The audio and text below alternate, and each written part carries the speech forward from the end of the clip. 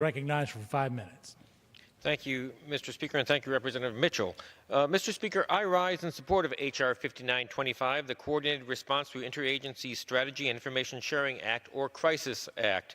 This bill reauthorizes the Office of National Drug Control Policy, which has not been reauthorized in a very long time. It makes needed overhauls and updates to the office and even streamlines the name of the office to the Office of National Drug Control, or ONDC. I commend Chairman Gowdy and Ranking Member Cummings for working in a bipartisan manner. I also thank Representative Mitchell and Representative Raskin for working with me to incorporate the first two recommendations of the President's Opioid Commission into the Crisis Act. I introduced a separate bill, the Coordinated Overdose and Drug Epidemic Response to the Emergency Declaration Act, or Code Red Act, that authorizes ONDC to address those Commission recommendations. ONDC will now be authorized to implement a coordinated tracking system of all federally funded initiatives and grants. This will help identify barriers and gaps in federal efforts responding to the opioid crisis, and it identifies places where efforts are being duplicated and potentially wasted.